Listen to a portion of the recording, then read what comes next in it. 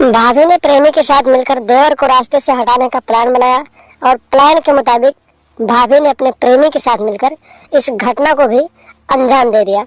दोस्तों, इसकी पूरी कहानी क्या है, घटना के पीछे राज क्या है, आखिर क्यों एक भाभी ने अपने देवर का ही कत्ल कर दिया अपने प्रेमी के साथ मिलकर, इस वीडियो में आगे आपको पूरी कहानी बताएंगे। इस घटना के पीछे पूरी कहानी जानने के लिए इस वीडियो के अंत तक जरूर बने रहें। आप लोग इस वीडियो में खुद देख लीजिए कि आखिर एक भाभी ने क्यों और कैसे अपने देवर को मौत के घाट उतार दिया। नमस्कार दोस्तों, स्वागत है आप सभी का हमारे एशियन क्राइम अफेयर चैनल में। दीपा का पति करीब 1.5 महीने से काम के सिलसिले में बेंगलोर में रह रहा था और इसी बीच वो अपने बच्चों के साथ ससुराल में रह रही थी। इस दौरान दीपा के प्रेम पर्सन मकान के सामने मेडिकल स्टोर चलाने वाले फैजान नाम के एक युवक से हो गए। इस बीच एक दिन जब दीपा फैजान को अपने घर बुलाकर उसके साथ अपने अनैतिक रिश्ते को अंजाम दे रही थी, इसी बीच उसका देवर पवन घर पर आ गया और उसने दोनों को आपत्तिजनक स्थिति में देख लिया।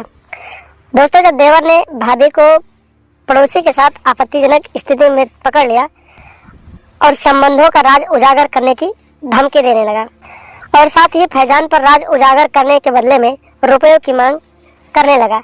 इसी के चलते भाभी ने प्रेमी के साथ मिलकर पवन को यानी अपने देवर को रास्ते से हटाने की योजना बनाई और इसे अंजाम भी दे दिया। दोस्तों, यह घटना अभी हाल ही में उत्तर प्रदेश के गाजियाबाद जिले से सामने आई है। दरअसल यहाँ के रहने वाले ललित कुमार ने 13 साल पहले दीपा नाम की एक लड़की से प्रेम विवाह किया था और घर वालों की मर्जी के बगैर उसे न केवल शादी किया बल्कि उसे अपने परिवार के साथ भी रख रहा था। 13 सालों में दीपा ने ललित के 6 बच्चों को जन्म दिया, जिनमें से उनकी एक बेटी की मौत हो चुकी थी और वर्तमान में दीपा 5 बच्चों की माँ है।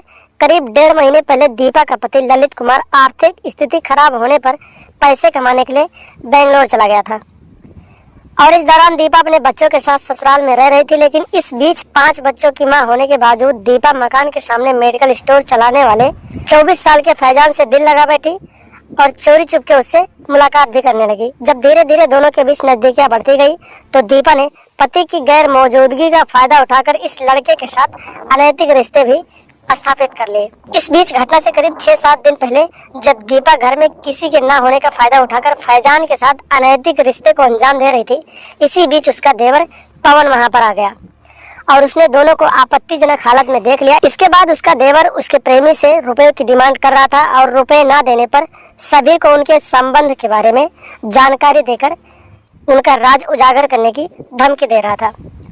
इसी के चलते दोनों ने पवन को रास्ते से हटाने की योजना बना डाली।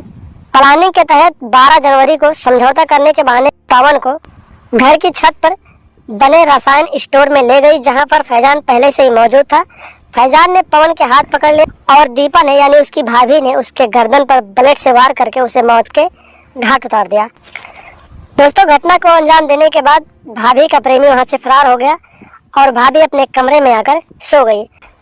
दोस्तों, जब सुबह हुई और उस देवर के बड़े भाई यानी भाभी की जेठानी मोनिका जिनका नाम था, जब वो किसी काम से छत पर गई तो वहां पर पड़े पवन के शव को देखकर उसके होश उड़ गए। छत पर ही वो रोना धोना स्टार्ट कर दिया उसने और उसकी आवाज सुनकर घर सहित आसपास के लोग भी इकट्ठा हो गए। सूचना मिलते ही पुलिस की टीम भी मौके पर पहुंच गई। पुलिस की टीम ने शव को कब्जे में लेकर पोस्टमार्टम के लिए भेज दिया। इस दौरान पवन की हत्या की जांच में लगी पुलिस को घर से एक शॉल बरामद हुआ जिसमें खून सना हुआ था। पुलिस ने जब इस शॉल की जांच की तो पता चला कि यह शॉल पवन की भाभी दीपा का है। पुलिस ने तुरंत दीपा को गिरफ्तार किया और उससे पूछताछ करना शुरू कर दिया। पहले तो दीपा ने पुलिस को गुमराह किया, लेकिन जब पुलिस ने सख्ती से पूछताछ की तो दीपा डर के मारे अपने सारे राज पुलिस के सामने उगल दिया।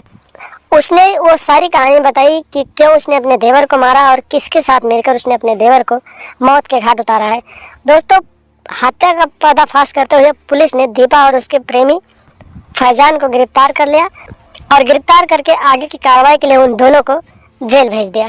तो दोस्तों, आप लोगों को बार बार यही बताता हूँ, यही समझाता हूँ कि आप लोग ऐसी आपराधिक मानसिकता रखने वाले लोगों की पहचान करें, ऐसी औरतों से दूर रहें, उनकी पहचान करें, उनसे सुरक्षित रहें, सावधान रहें, सतर्क रहें, अपने घर परिवार को सुरक्षित रखें, अपने यार दोस्तों को सुरक्षित रखें और आप लोग ऐसी आपराधिक मानसिकता रखने से दूरी बनाकर रखें। कभी भी ऐसी आपराधिक मानसिकता अपने दिमाग में ना लाएं ताकि आपको उसकी वजह से सलाखों के पीछे जाना पड़े। लगातार ऐसी घटनाओं के बारे में जानने और सुनने के लिए हमारे चैनल के साथ बने रहे। कृपया चैनल को सब्सक्राइब कर दें और हमेशा देखते रहे ASN क्राइम अफेयर।